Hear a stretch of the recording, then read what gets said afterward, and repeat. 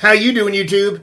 Matt with Massive Beer Reviews, back with yet another review. A little bit of rye, Imperial rye IPA action in the form of Second Line Brewings.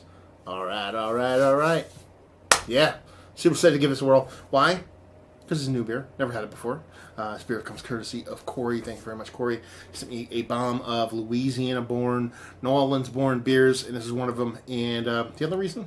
I'm a sucker for Dazed and Confused. And the all right portion of the show is pretty damn fine. So here, let's dive in, see what he's got. As far as what's on the bottle, it says beer. All right. Copious amounts of Mosaic and Equinox hops. 9.2% alcohol by volume. Second Line Brew Company. Everybody loves a parade. New Orleans, Louisiana. Let's see. Imperial Rye India Pale Ale. Up here it says brewed and bottled by Second Line Brew Company. That's right. You just gotta keep living, man. L-I-V-I-N. So there you go. Label-wise, it's weird because I love Dazed and Confused so much, and it does have a little bit of that kind of 60s going into the 70s kind of vibe to it.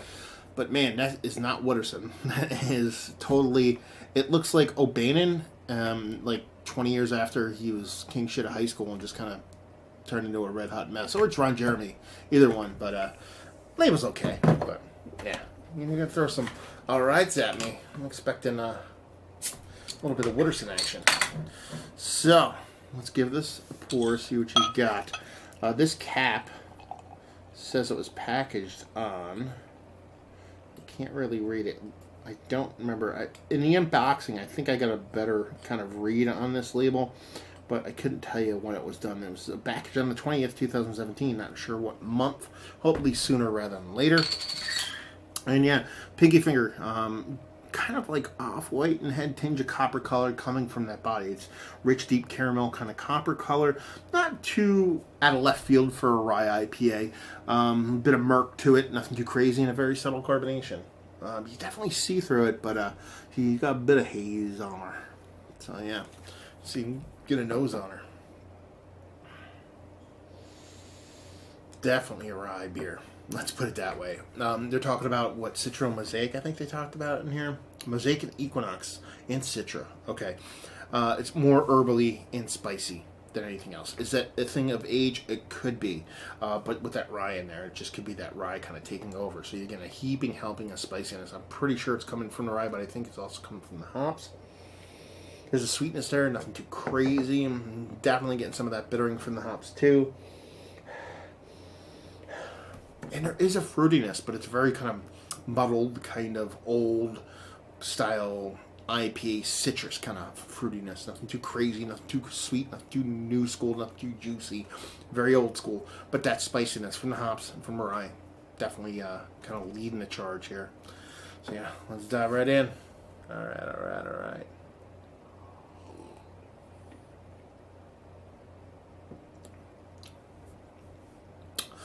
This beer's got to be old. It's got to be old, or just using this hops in an old school manner. Getting heaping helpings of spiciness out of this.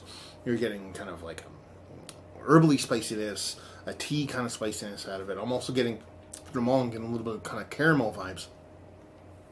Bit of honey vibes in there too.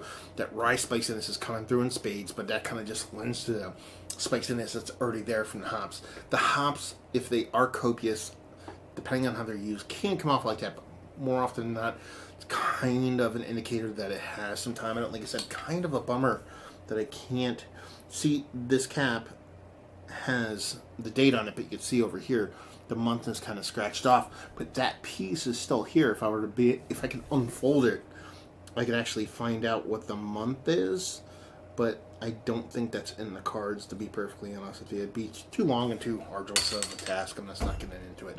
It definitely tastes old.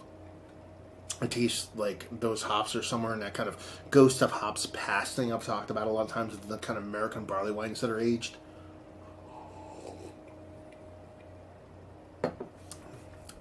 There's a little bit of candied fruit beneath that. It's just skirting on the American barley wine kind of tip too. And that's kind of just riff off the idea because I just said it. But I definitely tasted it from the first sip. It's that combination of that honey / kind of subtle caramel kind of malt thing combined with that rye spiciness and hop spiciness and its ABV, because you do get a little bit of warmth from it. You're kind of getting that kind of just fresh American barley wine, especially kind of leaning Lagunitas West Coast piney thing going on.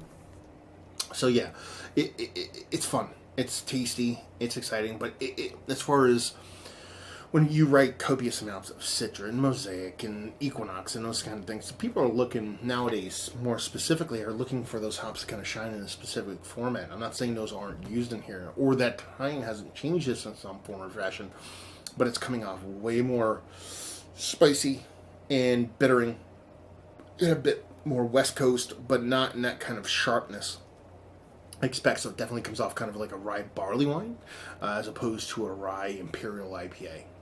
So yeah, other than that, mouth feels nice.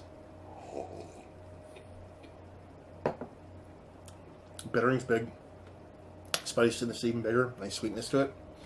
Yeah, somewhere between that Imperial rye IPA and an American barley wine. So let's talk about it. Is it one of the better rye IPAs I've had as of late? No, because that's not what it's coming off to me. Sure, I guess it is a bit, but I've had better ones. But is it one of the more impactful beers that I've had that on a spicy or more of that old school spicy herbally front? It's almost more like an Imperial ESB had a baby with American barley wine. If I'm going to go in any direction, sure, that rye kind of makes it its own thing, but yeah, it's somewhere in between that trifecta of beers, let's put it that way. So while it's not one of the better rye IPAs Imperial otherwise that I've had as of late, it's still fun. Value and availability, no idea. It's given to me. Who wants to chime in on that one? And just say if you like what you like this. If you like ESBs, if you like American barley wines, if you like rye beers, because that's kind of where this kind of goes together. It's like a menage of all those in one. So if those are your kind of beers, then this is definitely going to be up your alley. I'm guessing that this has some time on it. So especially if it's an aged one, I would really love to try this fresh, just to get a kind of taste of what it's like brandy new. But yeah, it's kind of a tall order when you don't live in down New Orleans, because I assume this is a regional thing. So, but all that being said, if you like those flavors and you see this bottle, especially with a little bit of time on it, probably worth picking up. So there you go. Another review in the books. Hopefully you guys enjoyed our review. If they didn't, down there, words and stuff. Facebook, Twitter, Instagram, Untapped, Massive Beers, all four of those places. Yeah, another review down. So hopefully you guys enjoyed our review. Hopefully enjoying a nice rye IPA right now. And hope to see you next time. Cheers.